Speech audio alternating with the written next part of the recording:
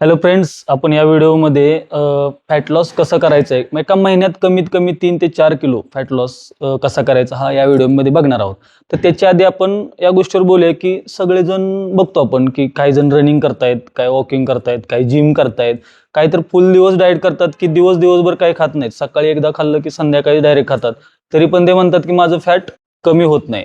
तर का कमी होत नाही त्याच्याविषयी आपण या व्हिडिओमध्ये बोलणार आहे. एक 5 ते 10 मिनिटाचा व्हिडिओ असेल. तुम्हाला पूर्णपणे यामध्ये डीपमध्ये माहिती सांगितली जाईल की काय कॅलरी किती डेफिसिट गेला पाहिजे, कोणता आहार घेतला पाहिजे, किती टायमिंग त्यामध्ये असलं पाहिजे. ठीक आहे. तर सगळ्या माहिती ह्या व्हिडिओमध्ये घेणार आहोत.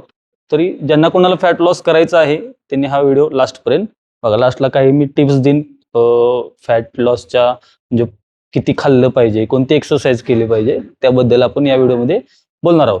तर व्हिडिओ स्टार्ट करूया.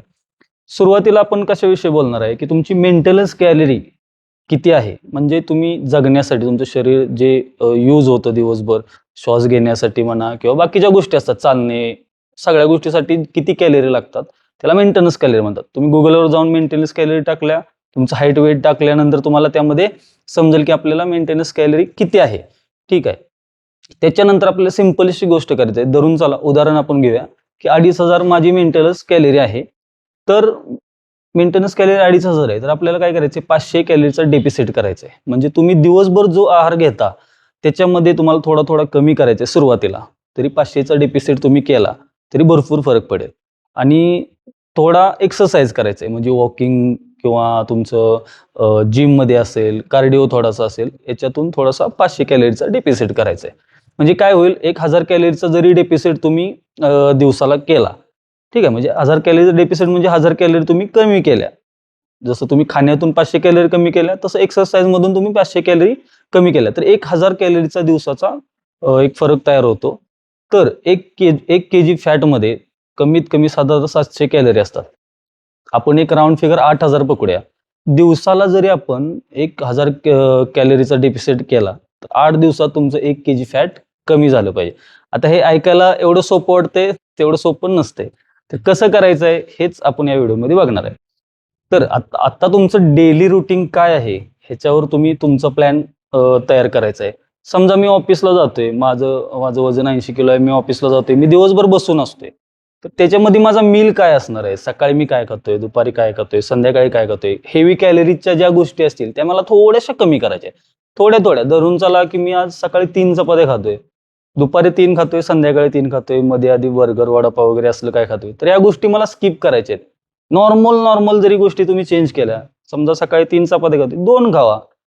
त्याच्यानंतर काय नाश्ता असेल तो प्रोटीनयुक्त घ्या. दुपारी 3 चपात्या खाणार आहे तिथे 1-1.5 खाण्याचा प्रयत्न करा. त्याच्या आधी सलाड वगैरे घ्या किंवा एखादं फळ वगैरे घ्या.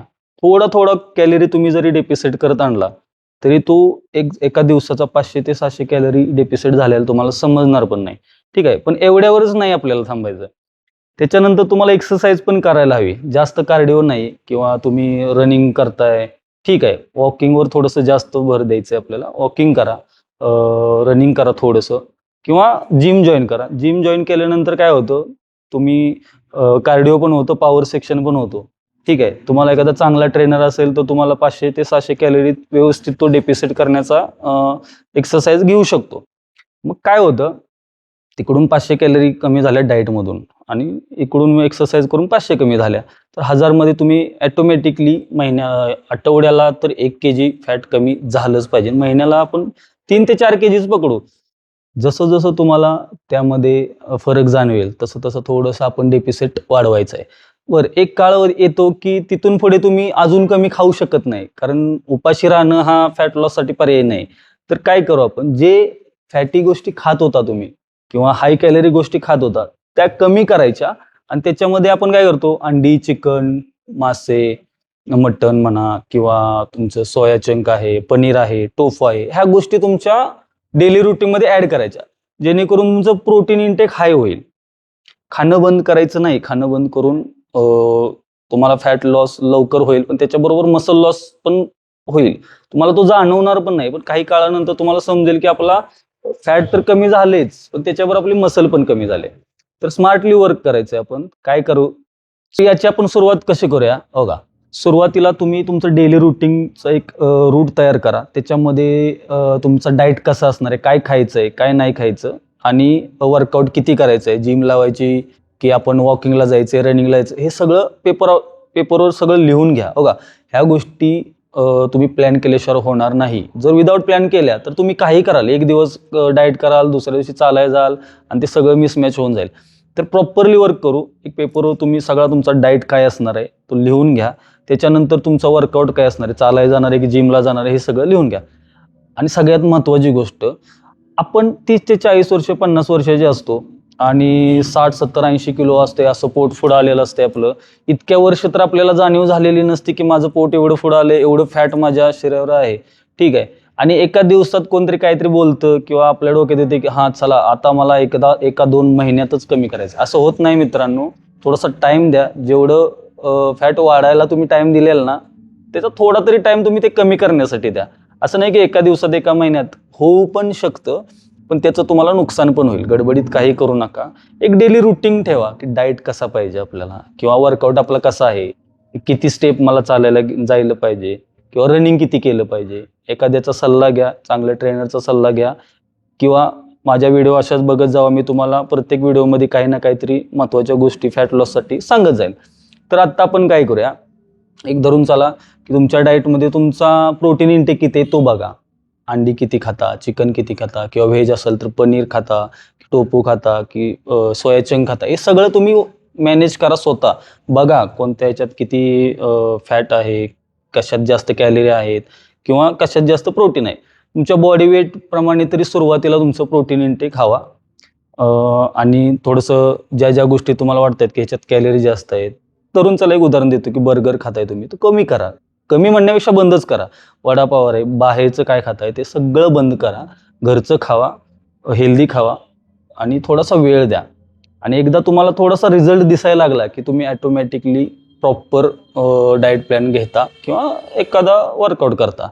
माझं तर सजेशन राहील की जिम लावलीच पाहिजे असं काही नसते, पण रिझल्ट चांगला हवा असेल, एक कायमस्वरूपी कंटिन्युटी आपण म्हणतो ना, ते हवी असेल तर एखादी छानशी जिम लावा, एखादा चांगल्या ट्रेनरचा सल्ला घ्या, त्याच्याकडून वर्कआउट प्लॅन घ्या. आणि कॅलरी डेफिसिट कशी करायची हे मी तुम्हाला सांगितलेच आहे. सुरुवातीला तुम्ही घरूनच करा. एक सुरुवात कशी होते, केलं तर डायरेक्ट जिम किंवा हाय लेवलचा वर्कआउट असं करू नका. एक जिम लावा किंवा एक 10,000 स्टेप जरी तुम्ही गेला, 10 किंवा 15,000 स्टेप गेला तरी 400-500 कॅलरीचा डेफिसिट होऊ शकतो. आणि हाय प्रोटीनयुक्त खायला चालू केलं थोडंसं, हां लिंबू पाणी प्या तुम्ही दुपारचं भूक लागल्यानंतर. पेरू खावा, पेरू रोज डाएटमध्ये ठेवा किंवा एखादा ॲपल खावा. आणि चिया सीड असल्या गोष्टी ॲड करा, ज्याच्यातून फायबर जास्त मिळेल तुम्हाला. ह्या गोष्टी ॲड करा. अजून अशीच माहिती जास्त पाहिजे असेल तर मला कमेंट करा. मी पुढचा व्हिडिओ फक्त तो कोणत्या डाएट घ्यायचा, कोणत्या गोष्टीतून प्रोटीन घ्यायचं, ह्या सगळ्या गोष्टीवर एक व्हिडिओ बनवेन. तुम्हाला जर व्हिडिओ आवडले असेल तर मला तसे कमेंटमध्ये सांगा की आम्हाला प्रॉपर डाएटविषयी माहिती पाहिजे. मी पुढच्या व्हिडिओमध्ये प्रॉपर डाएटविषयी माहिती देईन. आत्ता सध्या तर तुम्ही सुरुवात तरी करा. ठीक आहे. माझं म्हणणं काय असतंय की तुम्ही सुरुवात करा आणि एकदम रिझल्ट येईल याची अपेक्षा ठेवू नका. आधी घरातून उठा. सगळ्यात महत्त्वाचं, तुमचा जो दिवसाचा प्लॅन आहे त्याच्यामध्ये बघा, मी बिझी असतोय, मला संध्याकाळी एवढा लेट होतो, अशा पद्धतीची कारणं चालत नाहीत. मग ठीक आहे, शरीर पण एक दिवशी तुम्हाला सांगेल मी पण बिझी आहे, तुझं तू बघ. अशी वेळ येऊ नये, त्या पद्धतीने आपण थोडासा विचार करूया त्यामध्ये.